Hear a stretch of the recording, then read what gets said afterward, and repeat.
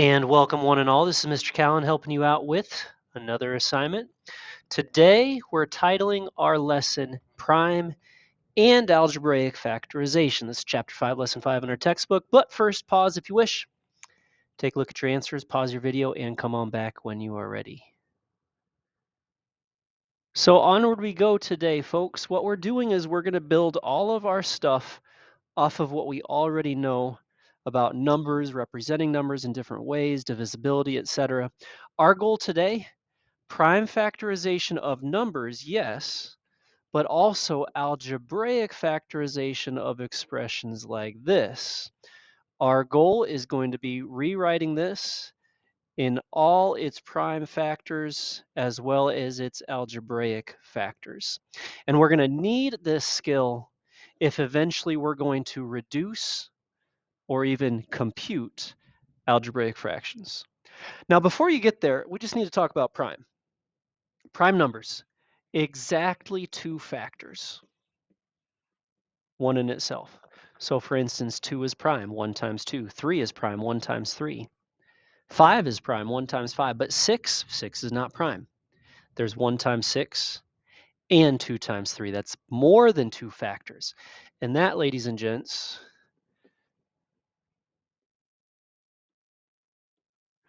is what we would call composite. So brief review of what the terms prime and composite mean.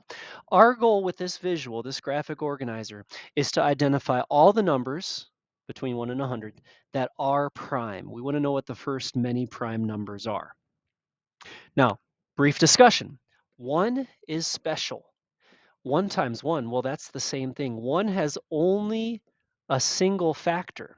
So 1 is neither prime nor is it composite. 1's special like that. I'm going to cross off number 1. We've already identified that number 2 is prime because 1 times 2, those are the only two factors of it. However, any other even number, you're going to have 1 times that number and you're going to have 2 times something. Therefore, every other even number is composite. So I'm going to go through all the evens and I'm going to draw a vertical line through them. 4 is composite, 1 times 4 and 2 times 2. 6 is composite, 1 times 6 and 2 times 3. 8 is composite, as is 10. But 12 is also composite, and 14 and 16. 18 is 1 times 18 and 2 times 9, as well as 3 times 6. 20 is composite, 22. And before you know it, you start seeing a pattern. So I'm going to go ahead, I'm going to cross off every single other multiple of 2. In other words, the remaining even numbers on this graphic organizer. So what we have now done is we have gotten rid of any composite number in which 2 goes into. Let's carry on now with 3. Now 3 is composite because 3 has only 2 factors, 1 times itself. But 6 is not composite because we have 1 times 6 and 2 times 3. 9 is not, excuse me if I misspoke earlier, 6 is not prime, 6 is composite.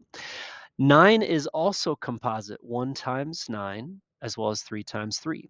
12, I know it's already crossed off, but I'm going to cross it off again. 1 times 12 and 3 times 4 as well as 2 times 6. Hey, guess what? 15, cross that sucker off. 1 times 15 and 3 times 5. 15 is a composite number, as is 18. Of course, we have 3 times 7 and 3 times 8 and 3 times 9 and 3 times 10. 3 times 11 and 3 times 12 and 3 times 13. And before you know it, yes, folks, you can go ahead and cross off diagonally. All those numbers will be multiples of 3. That's why we just did a video on divisibility. We could take a look at 96. 9 plus 6 is 15. And if 3 goes into 15, then 3 goes into 96. So 1 times 96 and 3 times something. And at this point, it doesn't really matter what that other something is. We have more than 2 factors. So cross off 96. We're also going to cross off 90 and 99. Now we have identified that while 3 is prime, all other multiples of 3 are composite. Let's take a look at 5. 5 is prime, 1 times 5, and that's it. But 10 is not prime. So I'm going to go ahead and I'm going to draw a vertical line through 10. 15 composite, as well as 20. 25, ooh, there's one, cross 25 off, because we have 1 times 25 and 5 times 5. 30 is also composite, and 35. And so pretty soon you see you can cross off all the multiples of 5, a blue horizontal marker. So now we've identified all the multiples of 5. Next up, 7 is going to be a little more challenging.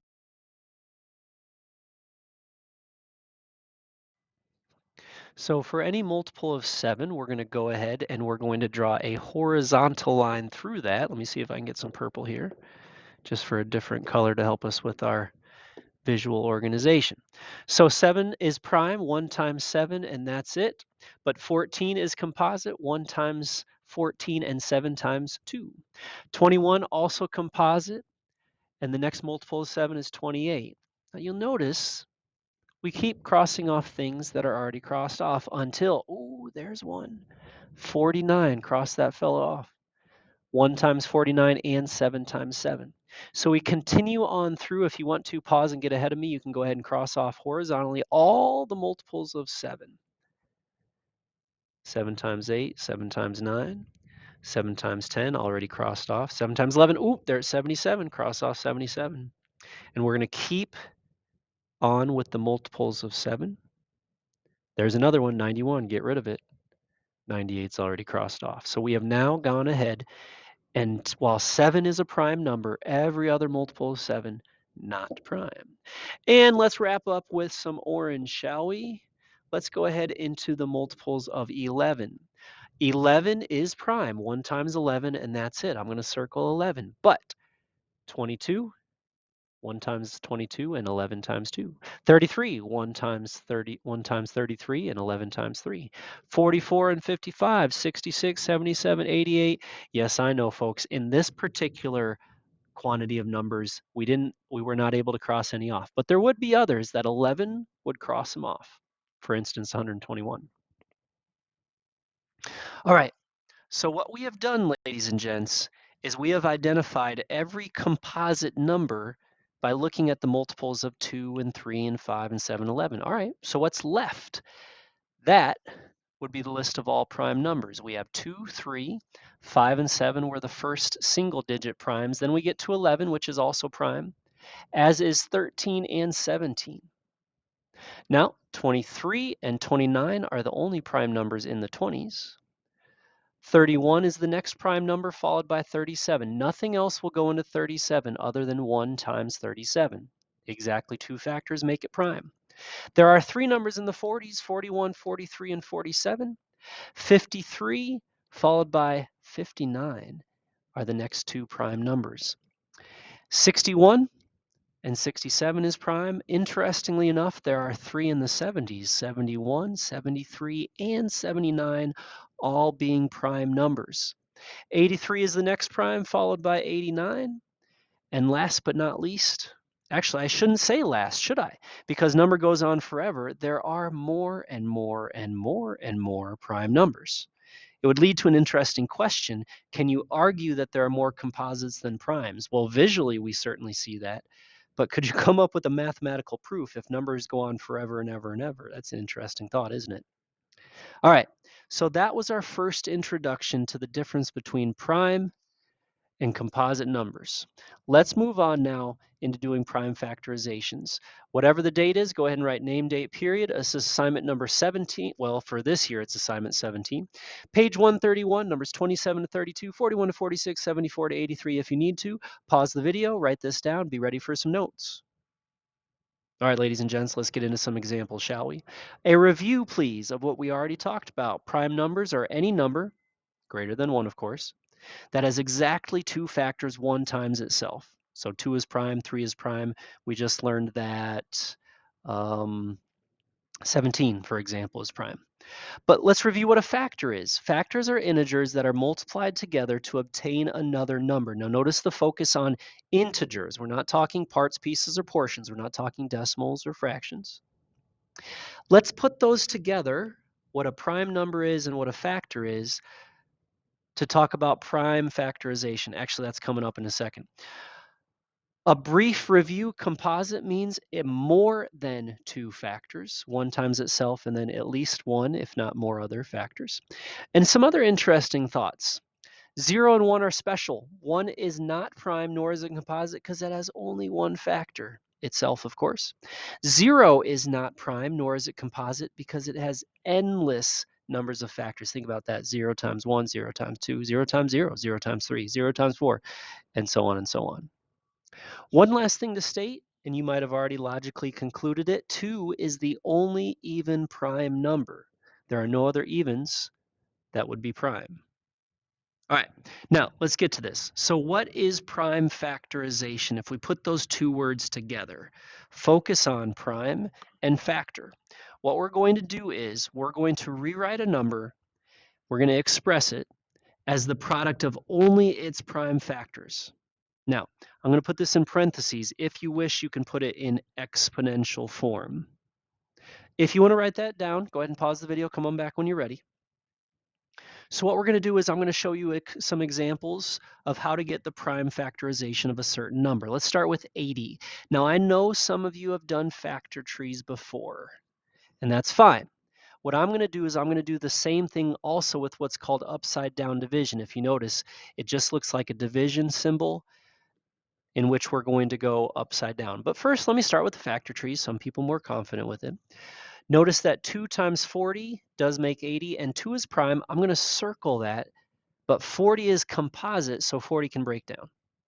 Now, if you notice, what I'm going to do is first and foremost, I'm going to always look to see if 2 goes into it. In fact, if you listed out the prime factors, the first several prime factors, I would generally go in order. 2 goes into 10 5 times. 2 is prime, so I circle. And hey, guess what? 5 is also prime. So now we've come up with a factor tree of all the prime factors that go into 80. Let's do the same thing with upside down division. Let me pull this over.